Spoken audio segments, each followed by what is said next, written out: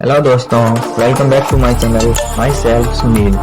तो आज मैं आप सभी को LIC के इंश्योरेंस प्लान जीवन रक्षा प्लान नंबर 933 के बारे में बताने वाला हूं और साथ में हम ये भी जानेंगे कि इस पॉलिसी को कन्यादान पॉलिसी भी क्यों कहा जाता है। तो चलिए मैं आपको सबसे पहले ये बताने वाला हूँ कि कौन कौन इस प्लान को ले सकता है। उसके बाद मैं आपको एक एग्जाम्पल लेकर भी बताऊंगा कि इसमें कितना प्रीमियम पे करना है और क्या क्या बेनिफिट्स मिलने वाले हैं। तो सबसे पहले जान लेते हैं कि इसकी मिनिमम एज कितनी है।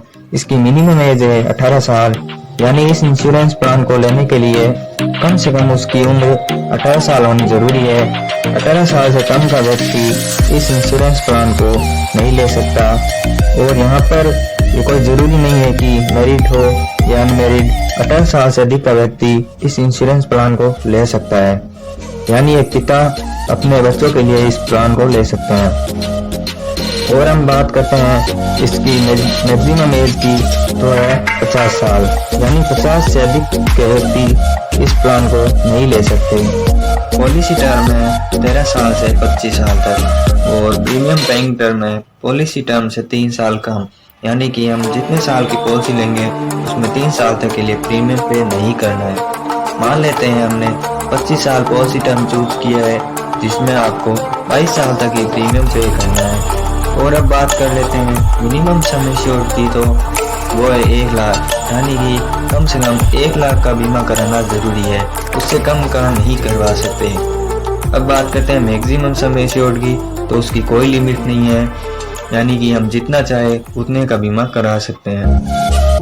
यहाँ पर हमने देख लिया है कि कौन कौन इस प्लान को ले सकता है। तो आइए अब हम एक एग्जांपल लेकर भी देख लेते हैं जिसमें एज हम लेते हैं 25 साल और पॉलिसी टर्म लेते हैं 22 साल।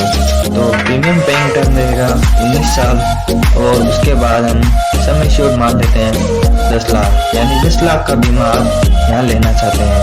तो आपका प्रीमियम ईयरली देखे तो फर्स्ट ईयर का रहेगा 52,650 रुपये और सेकेंड ईयर का ईयरली प्रीमियम होगा 51,517 रुपये।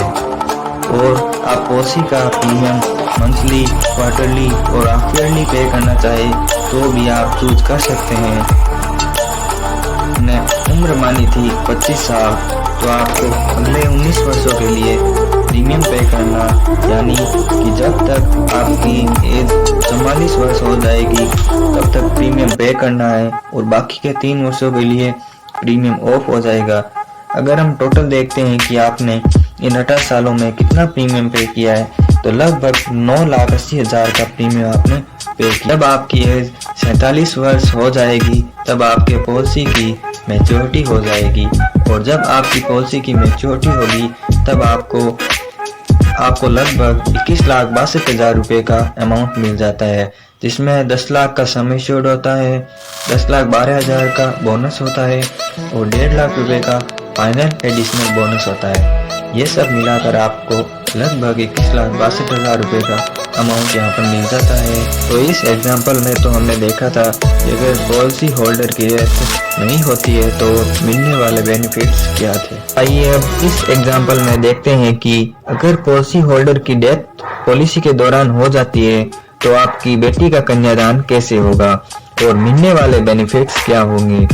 और हम अब मान लेते हैं कि पॉलिसी शुरू होने के 5 साल बाद पॉलिसी होल्डर की डेथ हो जाती है। डेथ होने के बाद आगे बचे हुए प्रीमियम स्टॉप हो जाएंगे, कोई प्रीमियम पे करना नहीं होगा।